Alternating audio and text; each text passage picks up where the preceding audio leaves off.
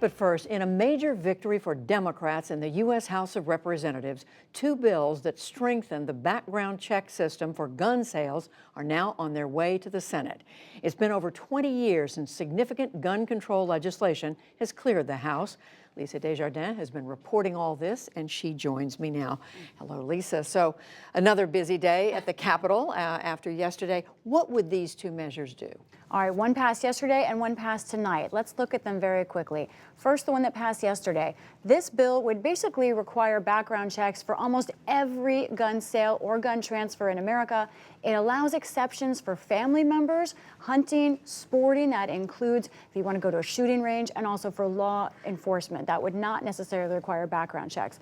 Now, this background check bill that passed today would allow 20 days total for a background check. That's a big change, Judy, from the current, which is just 3 days. Now, that's considered the Charleston loophole. That is the situation where the massacre in Charleston, in which 9 churchgoers were killed.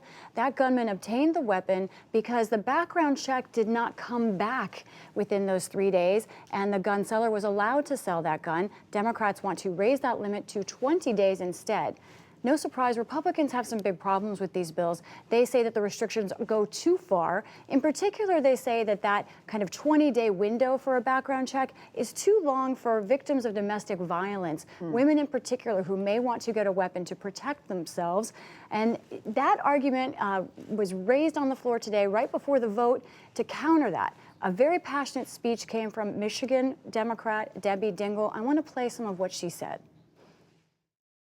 I had to hide in that closet with my siblings, wondering if we would live or die.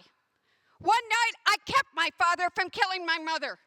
He shouldn't have had a gun. My mother went out and bought a gun. And then all of us were scared to death about her gun and my father's gun. We had 2 guns to worry about. No child, no woman, no man should ever have to go through that. She said her father was mentally ill and should not have had access to any gun at all. And so that's the argument Democrats have made about that. It was a very powerful speech, and that bill did pass in the House today. Very powerful. And as we said, Lisa, now these two measures passing the House, they now go to the Senate, where the last time, if I'm not mistaken, the last time there was an attempt at major expansion of background check. The Senate voted, this was after the Newtown school massacre, Newtown, Connecticut, failed. So what does it look like now? That was the Manchin-Toomey bill in 2015. It did fail. It was a close vote. And now, Judy, actually, it looks like perhaps things are even farther apart on this issue. Even Republicans like Susan Collins, who supported Manchin-Toomey, are lukewarm right now on this bill. They think that maybe it has more restrictions than we've seen in the past.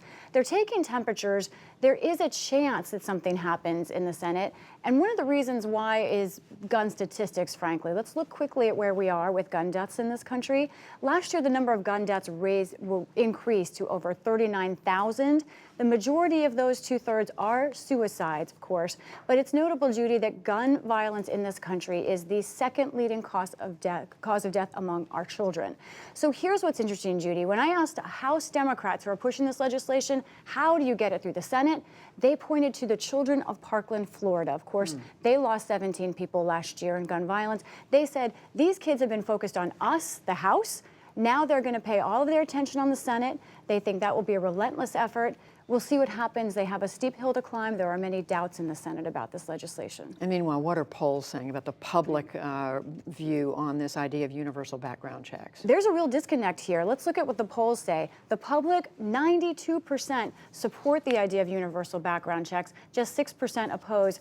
You know, Judy, often in these polls, there's a partisan divide. You know, the Republicans one way, Democrats the other. Not on this issue. 89% of Republicans support universal background checks. So you're seeing something where the public agrees, the Senate does not. One issue, though, might be the amount of importance the public places on this. Just 2% of Americans think that gun violence is the top issue in this country right now. Sadly, that spikes when we see large headlines about gun violence, like after Parkland, Florida. We'll see what happens, but right now there is agreement, but maybe not momentum from the public. Oh, it's so important to follow this. Lisa Desjardins, thank you very much. You're welcome.